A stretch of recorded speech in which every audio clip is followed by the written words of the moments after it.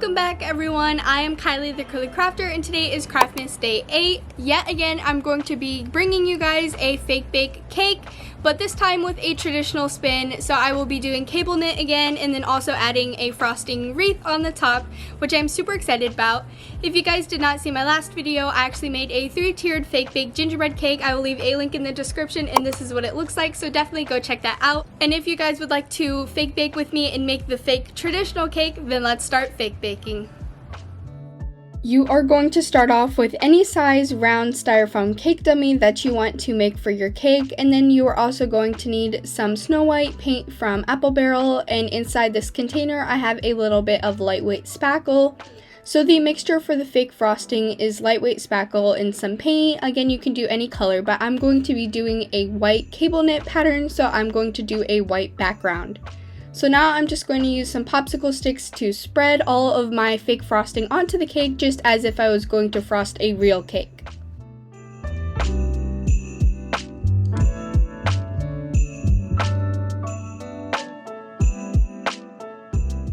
There is many different techniques when it comes to frosting a cake. This one I just find super easy and it still looks elegant and pretty. Also, another tip is for when frosting, if you can't really pick it up without touching what you have already frosted on, you can take some skewers or toothpicks, stick it in the bottom, and then you can use that to hold while you spin your cake around and complete frosting it.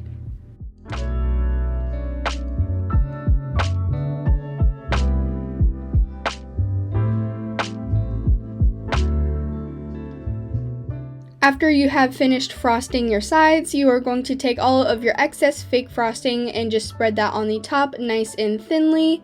And then we will wait 24 hours to start decorating it. For the design of the cake I am doing, I'm not going to need to get all the way to the edge of my styrofoam piece, but if you aren't going to do the design I am doing, then you're definitely going to want to complete frosting the whole top and make sure that all of the styrofoam is covered. For my design, I will be piping a frosting wreath, so the edges are not going to be exposed. Also, at this time of spreading the frosting, I piped with the same mixture a border on the bottom, and then I let that dry.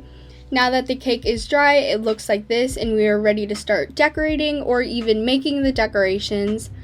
For the decorations, I know I am making a wreath, so I got some of these Sculpty clay packets in the green and the red, and I'm going to be making some leaves and holly berries to add as an extra detail in my wreath.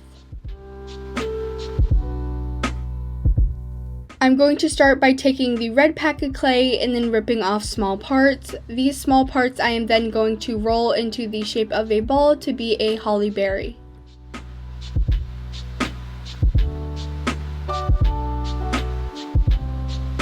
Out of the pack of clay, it was divided into 4 sections, so I only took 1/4 of the bar, and then I rolled all of that out into berries until the 1/4 piece was empty. That gave me a lot of berries, and it was plenty to decorate my cake with. Then I just took the rest of my red clay and turned it into sprinkles for later projects.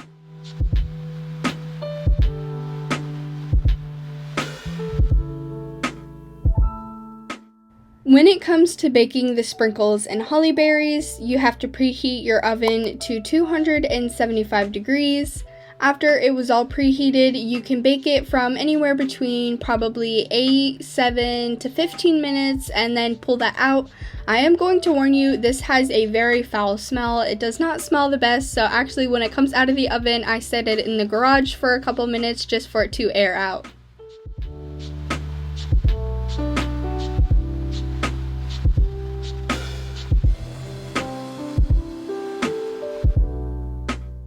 As for the pack of green clay that I opened, I took half of the bar that I was going to use to make leaves.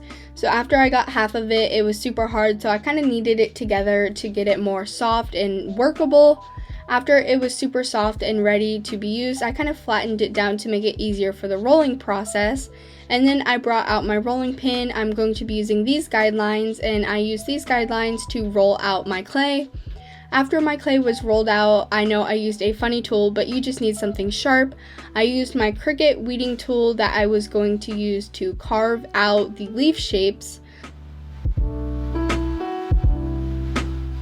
So basically just use the sharp part of your tool to trace out the shape of the leaf that you want, and then after that's all traced out, you should be able to use the tool to pick it up and remove it from the clay.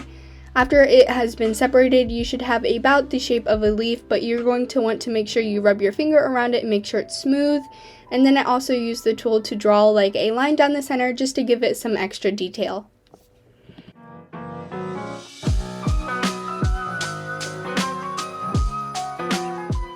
Repeat the process of rolling and carving your leaves until half of your clay block has been used, and then you should have several leaves to add on top.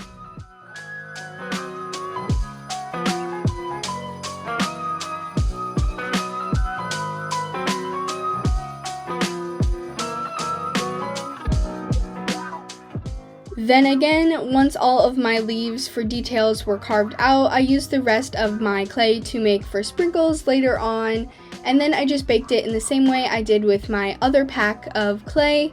Now we are going to start working on the fake frosting for the wreath. It's the same mixture technically of lightweight spackle and paint, so let's get started.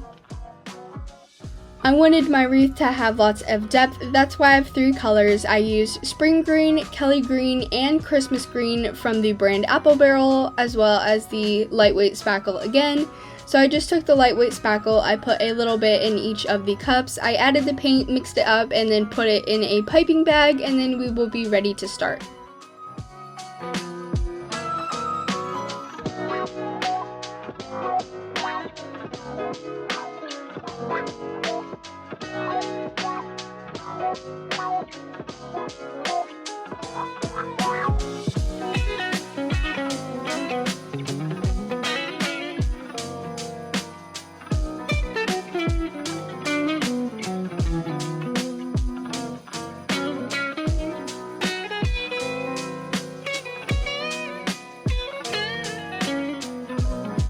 As for the piping tips, I decided to go with these 3, all of a different design, just to give, again, the different colors of fake frosting more character when they are piped into a wreath.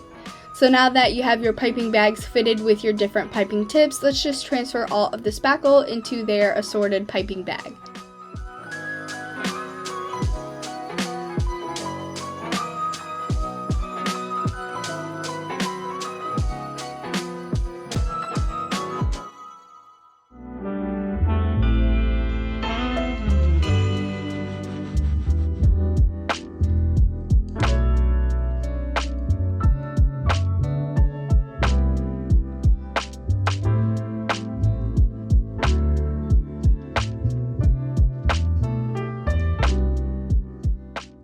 Now that I have all of my piping bags ready, I'm going to pick a color and pipe the whole bag all throughout the wreath before I move on to another piping bag. As for if you were going to pipe by section, you might not have enough of one color to finish going around and disperse it throughout the whole wreath, so I find this way more easier and productive.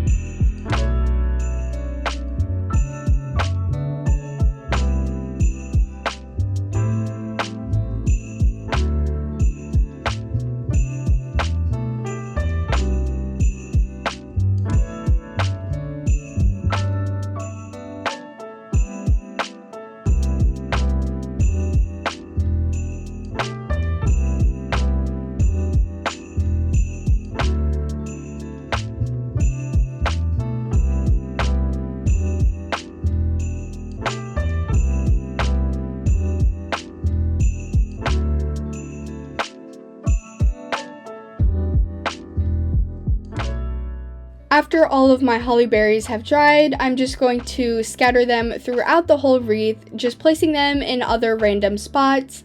I also like to kind of push them into the spackle to make sure that they will be secure once the spackle dries.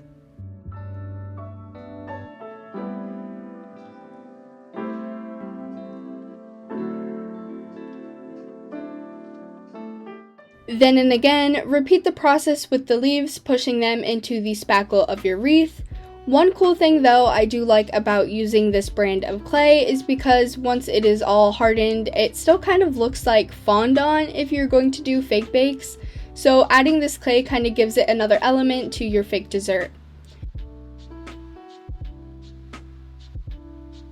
Once again, we are going to make our spackle paint type of fake frosting mixture. This time we are going to make it white again using the Snow White paint from Apple Barrel.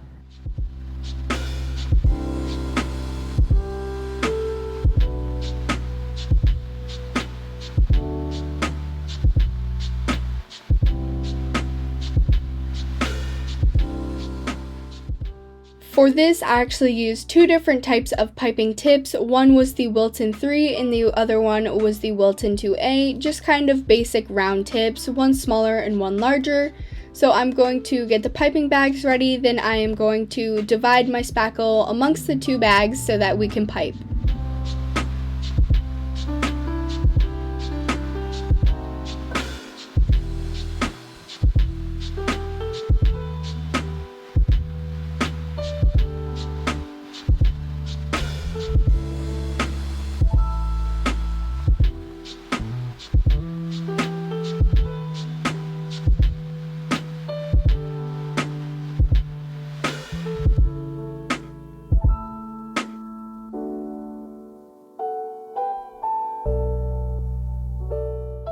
I'm going to start with the larger piping bag, and we are going to evenly space out these larger braids amongst the cake. This is going to be like the knitting pattern of our cable knit. So in order to do this, you're just going to need to start with one diagonal line, and then where that one ended, an opposing diagonal line, and just kind of keep repeating this process till you get all the way down the braid.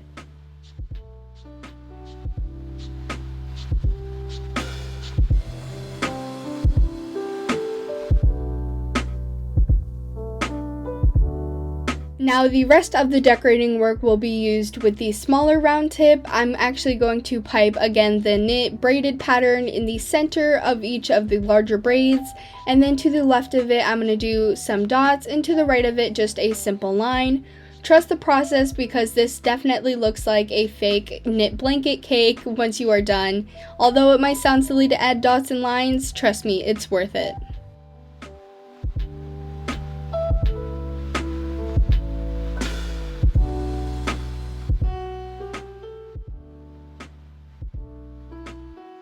After the cable knit is finished and you no longer need the white, I'm actually going to transfer it back into a cup instead of wasting it, because we are going to reuse it with the Cardinal Crimson paint for a joy sign in the middle of the cake.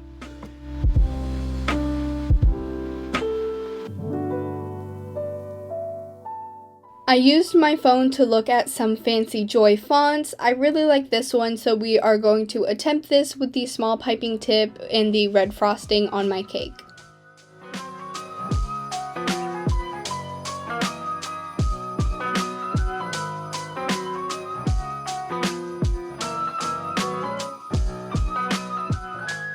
Once your fake frosting is ready, we can begin piping on the joy. I like to find the center of the cake, and then I'm going to start with the middle letter, which is an O. I just find this easier for the placement of the word.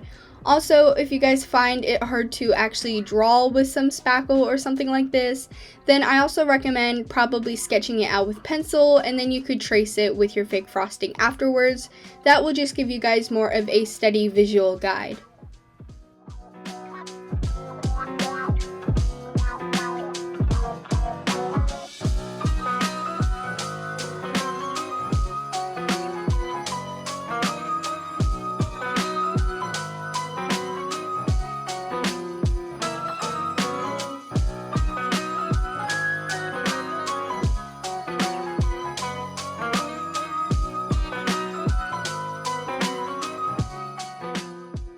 After you finish piping your word, just wait for all of your decorations to dry for 24 hours, then you can carry on and decorate with your masterpiece.